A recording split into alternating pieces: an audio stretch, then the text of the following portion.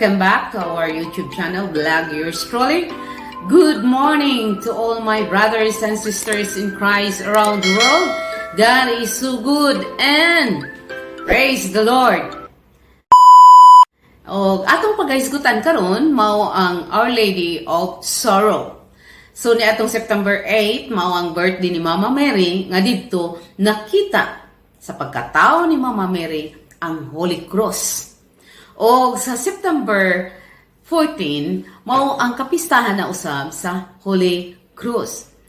O adunay dakong connection ang Holy Cross o ang Our Lady of Sorrows nga nagpiesta usab sa September 15. Nga adunay dakong relasyon ang passion ni Jesus Christ o ang sorrowful nga kinabuhi ni Mama Mary. Nga siya inahan ug makita niya ang kasakit sa iyang anak. So una, adunay 7 ka mga espada nga mitaop ug milagpas sa kasing-kasing sa atong inahan nga si Mama Mary.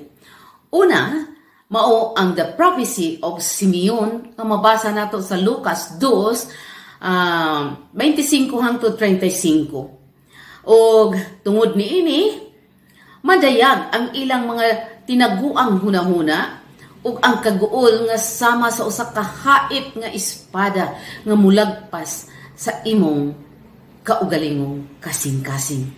Dinhi nagsugod sa prophecy ni Simeon ang espada nga mitao sa kasing-kasing sa atong inahan. Ang ikaduha, mauna usab ang flight of Egypt nga mabasa nato sa Mateo 2:13-15 nga gipukaw sa anghel si Jose nga bangon og kagyo kamo uban sa imong anak bata ug si Maria ngadto sa Ehipto og hangtod nga mamatay ang si Herodes, kay si Herodes nagplano nga patyon ang bata, gipangita ang bata. So, dito sila nagpuyo sa Ehipto, hangtod nga namatay si Herodes o diin, natuman ang kasulatan nga ang anak sa Diyos gikan sa Ehipto. So, ang ikatulo, mauna usab ang loss of child Jesus of 3 days nga adunay usa ka piyesta nga nagkuyog kining magtiayon uban sa ilang anak ug nawala sulod sa 3 ka adlaw ug dito nila nakaplagan sa simbahan nga nakig-istorya sa mga maalamong mga tao ug grabing kaguol nila sa pagpangita niini ug dinha na usab milagpas ang espada sa kasing-kasing ni Mama Mary. Kay dili basta-basta mawala ang atong anak sulod sa 3 ka adlaw. Dili lalim kung ato niya na kanang i-compare sa atong kaugalingon. So ang ikaupat, mao ang Mary meets Jesus in his Calvary. Nga dito iyang nakita Lucas 23:37 hangtod sa 31 o John 19 verse 17 nga migawas o nakita niya si Jesus nga nagpasan sa krus. Dili kini basta-basta usab mga kaigsuonan ko ni Kristo nga atong makita ang atong anak nga nagpasan sa krus. Dito dapit sa kalabera. Mabasa nato sa John 19 verse 17. Ug mao kini ang ikaupat nga espada nga mitaop sa kasing-kasing ni Maria. Ug ang ikalima mao ang crucifixion ni Jesus. Ang paglansang ni Jesus. John 19 verse 25 hangtod sa 30 nga duol sa krus nagbarog ang iyang inahan.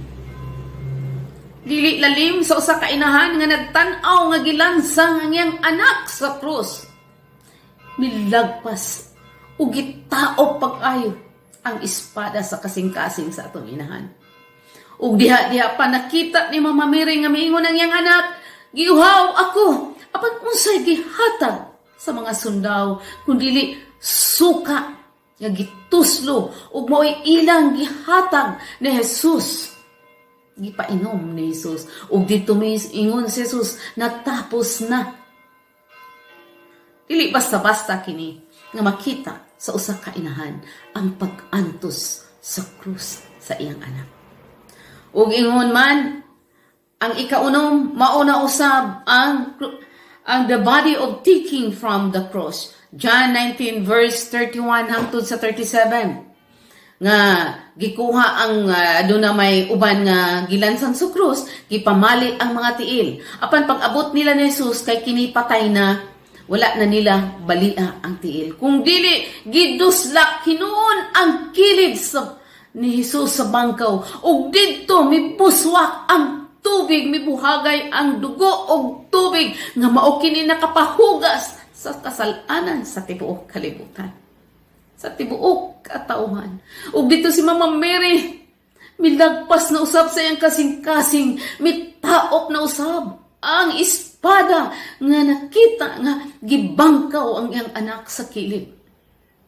Bisan patay na. O gato kining mabasa diha sa Biblia. Ug ang ikapito mao ang burial of Jesus. Nga ang sumusunod nga si Joseph, si Jose, iyang gipangayo ang lawas ni Jesus ug gilubong. So kining pito ka mga espada nga mitaop sa kasing-kasing sa atong inahan, sa simbahan. Dili lalim. Bisan atong ipamalandong ug atong ihatag sa atong kaugalingon nga kun kita atong mga anak makita nato nga nag-antos, nagpasan og daghang mga krus sa kinabuhi. Dili lalim, mutaop, mulampas usab kini sa atong kasing-kasing. Apan mo padayon kita ug mulahutay kita. Atong tabangan ang atong mga anak. Ug magsunod-sunod.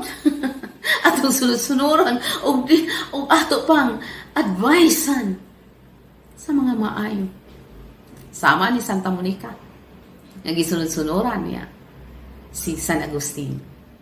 So ingon ana usab kitang mga ginikanan. Nga aduna usab panahon nga adunay mga pito ka espada nga mutaok sa atong kasing-kasing sa kinabuhi sa atong mga anak. Ilabi na karong panahon na nga nakita sa COVID, lagyo ang atong pamilya, atong mga anak. Dili lalim kung ang atong mga anak lagyo, aduna sila bation. Ilabi na karon nga kun na bation nga hilanat, dili pareha sa una nga okay lang, pero karon i-separate yun.